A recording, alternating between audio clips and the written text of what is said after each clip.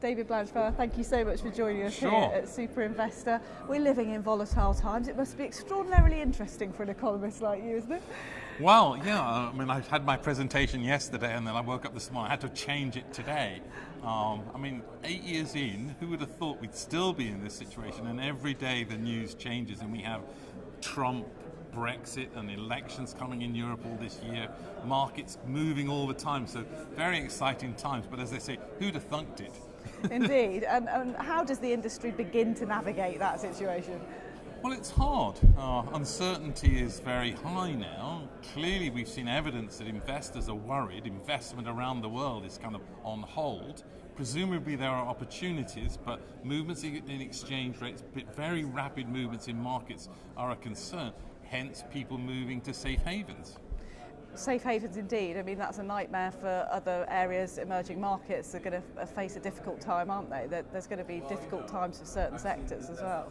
Well, I think there are. I mean, the election of Trump as a president, unexpected by most people, unexpected by the markets. The big question, I think, is how much will the rhetoric be delivered? Will reality kind of kick in? Will the markets prevent the rather crazy things that he said happening?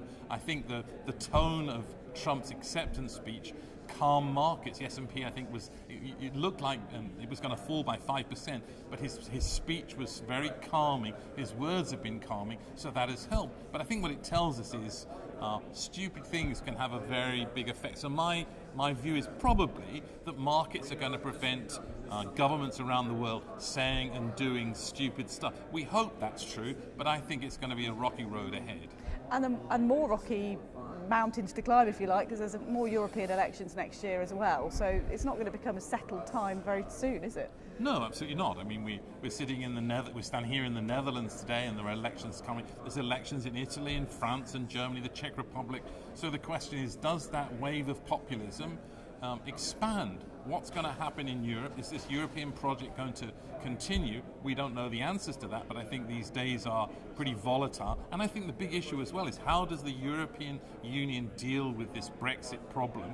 Are they going to allow a soft Brexit? And if it's soft, maybe that allows other countries to leave. I suspect what they're going to do, and Merkel's going to basically say, you're on your own, we don't have a deal. And the reason is that you don't want Frexit or Brexit or any of these other things. So the European project is under threat, and obviously the other question is, can they put together some kind of fiscal stimulus, because 13 European countries in deflation, unemployment rates high in Italy, France, Greece and Spain. So this is really tough times, and the worry of course is that the business cycle turns.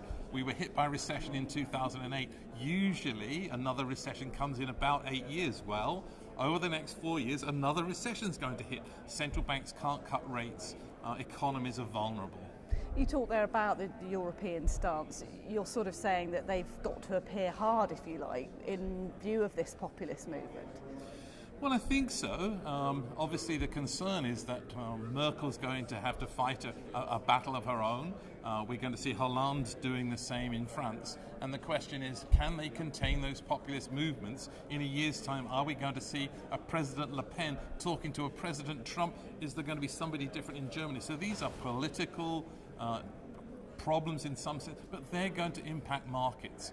Markets, in their way, I suppose, are going to prevent those sorts of things happening in some way, but economics, markets are going to be subject to these political forces that we've seen in 2016. Brexit and Trump, would we have thought it at the start of this year? Indeed, and that's the kind of European relationships, but then of course there's the new US-UK relationship potentially as well. There's all sorts of trade relationships that are going to shift. Absolutely. Trump talked the protectionist talk. The question is he going to be able to, let's say, scrap NAFTA? What we've actually heard in the last few days is actually renegotiate NAFTA. Maybe the scrap won't happen, maybe it will be a renegotiation. I mean, the reality is that trade helps countries in general, but there are people that lose, and the people that lose have been speaking up. The solution, I suspect, is for those who gain to compensate those who lose. But it's all in the air. The Brexit negotiations are going. It doesn't even look that the government has any plan at all. I call them the mayhem government. And it doesn't look like they have a plan. But the markets are preventing them against saying or doing stupid stuff. So, with all of that in mind, if we were to reconvene in 12 months' time, what are we going to be talking about? And what are you going to be saying to me then, do you think? Look, that's a really tough one. I mean, imagine if we stood here a year ago. Exactly. How would we have forecast what was coming? So I suspect what we're going to be seeing is unexpected things, a roller coaster. It's really hard to think that anything much is going to calm down. Let's convene in a year's time and find out if things have changed in the Netherlands, France, Germany, and actually whether Brexit is really going to take place. Is the Supreme Court in the UK essentially going to prevent Brexit happening? And if that does happen, what about the people who voted for it? What are they going to think? What about in America, the people from the Rust Belt who said, Trump, you've got to help us? And what if he can't actually restore coal jobs in Kentucky? So I suspect we're going to see social unrest around the world. That would be my prediction. Seatbelts on for an interesting ride for the next 12 months, I think. Let's get on the roller coaster and away we go. Thanks, David. Thanks for joining us. Thank you.